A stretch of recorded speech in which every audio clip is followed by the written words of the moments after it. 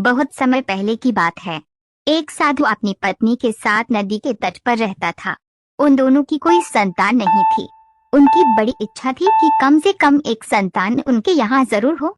एक दिन साधु जब तपस्या में लीन था, तभी एक चील ने अपने पंजे में फंसी एक चूहिया उसके ऊपर गिरा दी।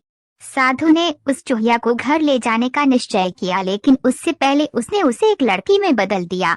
उस लड़की को देखकर साधु की पत्नी ने पूछा, कौन है ये? इसे कहाँ से लाए हो? साधु ने पत्नी को पूरी बात बताई। उसकी पत्नी बहुत प्रसन्न हुई और वह बोली, तुमने उसे जीवन दिया है, इसलिए तुम ही उसके पिता हुए।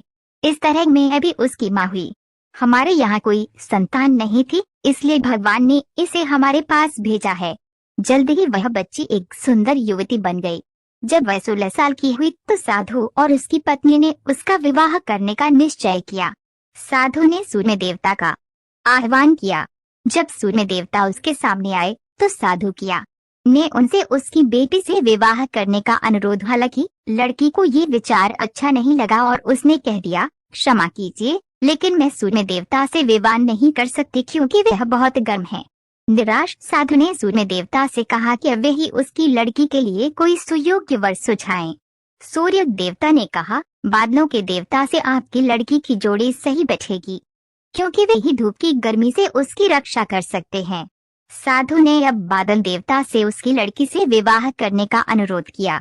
इस बार भी लड़की ने विवाह से इनकार कर दिया और बोली, मैं इस काले व्यक्ति से विवाह नहीं करूंगी। इसके अलावा बादलों की गरज से मुझे डर भी लगता है। साधु फिर से उदास हो गया और उसने बादल देवता से अनुरोध किया कि वही कोई सुयोग्य वर सुझाएं। बादल देवता ने कहा, पवन देवता के साथ इसकी जोड़ी अच्छी रहेगी क्योंकि वे आसानी से मुझे उड़ा सकते हैं। साधु ने अब पवन देवता से विवाह का अनुरोध किया।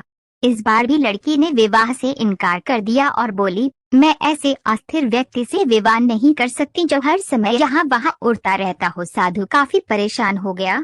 साधु ने पवन देवता से ही कोई सुयोग्य वर सुझाने को कहा। पवन देव ने जवाब दिया, पर्वतों के राजा बहुत मजबूत और स्थिर हैं। वे बहती हुई हवा को भी आसानी से रोक सकते हैं। उनसे आपकी लड़की की जोड़ी सही बैठेगी। साधु अब पर्वतराज के पास गया और उससे उसकी लड़की के साथ विवाह करने का अनुरोध किया। हालांकि इस बार भी लड़की ने विवाह करने से इनकार कर दिया और कहा, मैं ऐसे किसी व्यक्ति से विवाह नहीं कर सकती जो कितना कठोर और ठंडा हो। लड़की ने साधु से किसी नर्म वर को खोजने को कहा। साधु ने पर्वतराज से सलाह मांगी। पर्वतराज ने जवाब दिया, किसी चूहे के साथ ही आपकी लड़की की जोड़ी अच्छी रहेगी क्योंकि वे नर्म भी है और आसानी से किसी पर्वत में भी बिल बना सकता है। इस बार लड़की को वर पसंद आ गया। साधु काफी हैरान हुआ और बोला, भाग्य का खेल कितना निराला है। तुम मेरे पास एक चूहिया के रूप में आई थी और मैंने ही तुम्हें लड़की का रूप दिया था। चूहिया के रूप में जन्म लेने के कारण तुम्हारे भाग्य में चूहे से ही विवाह करना लिखा था और वही हुआ। भाग्य में जो लिखा था वही हुआ। साधु ने फिर से प्रार्थना शुरू कर दी और लड़की को दोबारा चूहिया